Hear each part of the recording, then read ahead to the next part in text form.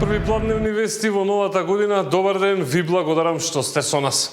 Владата потврди дека се уште се обидува да стапи во контакт со едно лице со македонско државјанство по кое се уште се трага по трагедијата во скијачкиот центар во Швајцарија.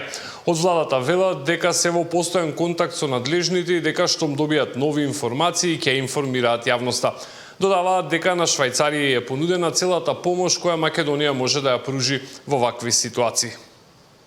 Имаме, за жал, свежа меморија од една таква огромна трагедија и нашата држава во тоа време се соочи со солидарност од невидени размери и се разбира дека како влада и како надлежни институции во комуникација помеѓу председателот на владата, министерот за надворешни работи, надворешна трговија и министерот за здравство стапено е во контакт со представници од државата, понудена е помош, дека стоиме на располагање и очекуваме дека доколку е потребно истите ќе ја побараат од нас, а ние сме спремни да ја пружиме.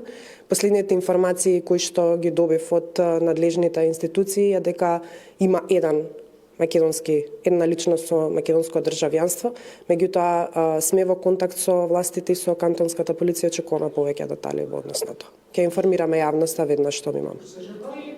Немам дополнителни информации. Една личност, очекуваме повеќе, веднаш ќе информираме што имам.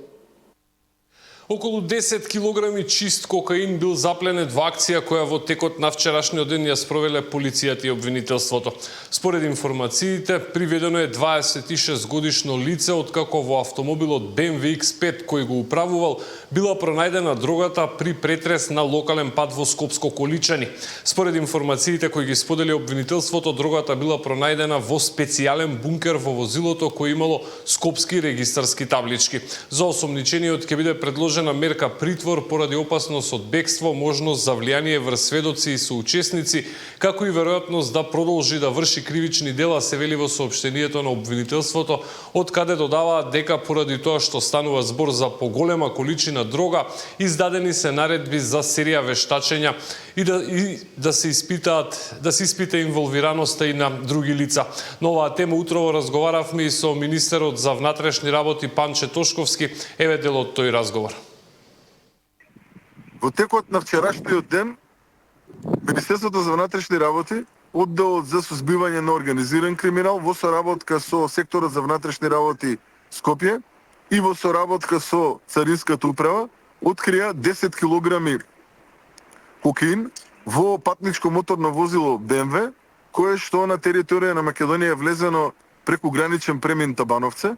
Количина од 10 килограми е откриена во рамки на претходната влада, да кажеме во целокупниот нејзин мандат. Мислам дека тука негде колку што е откриена во рамки на оваа акција спроведена од страна на Министерството за внатрешни работи, чија што вредност улична, доколку била распространета низ македонските улици, чија што намена е била токму тоа, е во износ од околу 1 милион евра.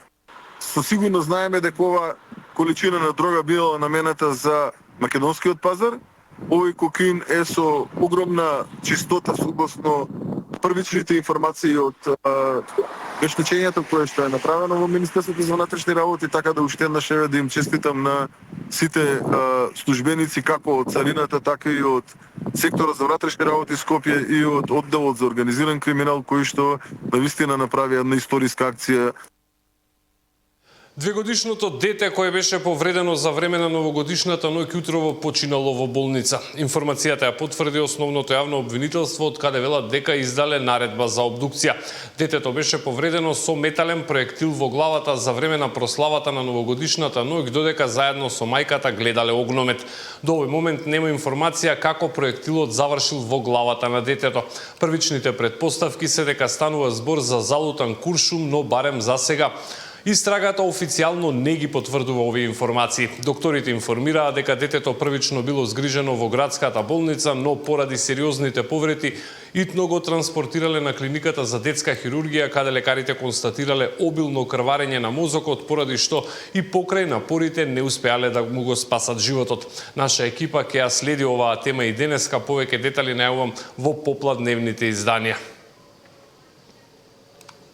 Најмалку 4 години затвор му се заканува на возачот кој на почетокот на ноември минатата година го прегази Јорго Ќука, кој со велосипед возеше во центарот на Скопје. Според информациите кои денеска ги соопшти обвинителството, поднесено е обвинение за тешки дела против безбедноста во сообраќајот, откако истрагата утврдила дека возачот се движел со брзина од 53 км на час, што е над пропишаната за таа сообраќајница. Од обвинителството објаснуваат дека станува збор за најтешкото кривично дело од областа на сообраќајот. 37 годишниот возач, управувајќи автомобил на почетокот на ноември, го удри велосипедистот пред мостот Гоце Делчев во Скопје. По сообраќајката го остави возилото и побегна од местото. Додека Safe City системот се уште испраќа само опомени, полициските службеници на улиците се уште си казнуваат по старо.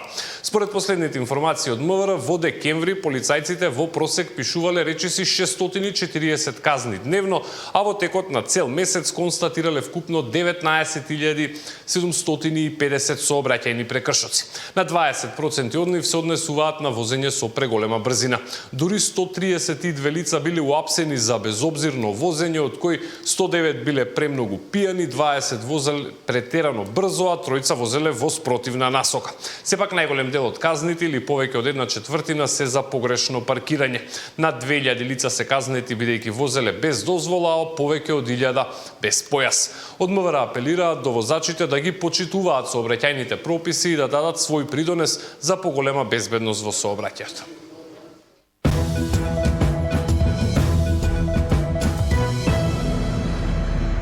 Најголем дел од загадувањето го прават домакинствата при загревањето на своите домови, вели директорката на Државниот инспекторат за животна средина на пресконференција утрово, повикувајќи се на експертска студија. Таа во презентацијата на резултатите за сработеното во изминатата година рече дека инспекторатот не констатирал прекршување на правилата од дозволата за работа на цементарницата Усје во Скопје. Најголемо влијание врз амбиентниот воздух во Скопје имаат домаќинствата. Потоа се автомобилите, на трето место индустријата.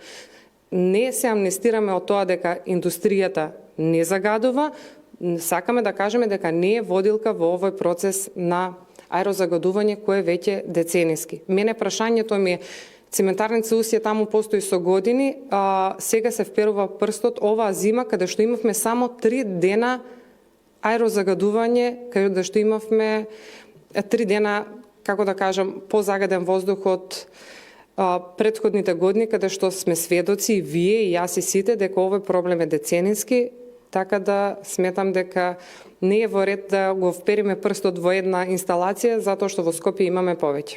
Во тековната 2025 година податоците се обработени заклучно со 20 декември. Се реализирани 1700 инспекциски надзори, од кои 839 редовни, 532 вонредни и 329 контролни инспекциски надзори. Утврдени се 398 неправилности и издадени се исто толку решенија во инспекцијската постапка. Покренати се над 30 прекршочни и 4 кривични постапки. Железничкиот сообраќај е во делумен прекин поради бојкот на поголемиот дел од машинскиот и извршниот персонал во Македонски железници транспорт. Информацијата за МИЕ потврдил председателот на синдикалната организација Тони Димковски. Според информациите, вработените се уште не го добиле вториот дел од платата за ноември, а сакаат средба со надлежните, на која би упатиле и низа други барања.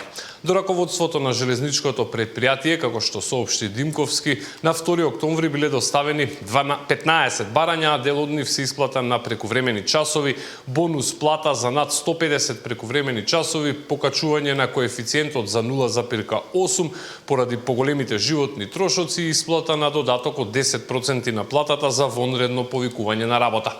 Од синдикатот тврдат дека околу 70% од персоналот е во бојкот, поради што вчера сообраќал само еден патнички воз од Скопје до Гевгелија, додека засега најголемиот дел од товарните возови се уште се на пругите.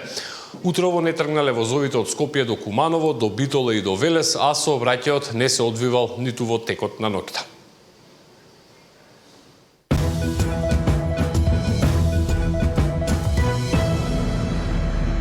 Вести од светот во избор на Марија Ников.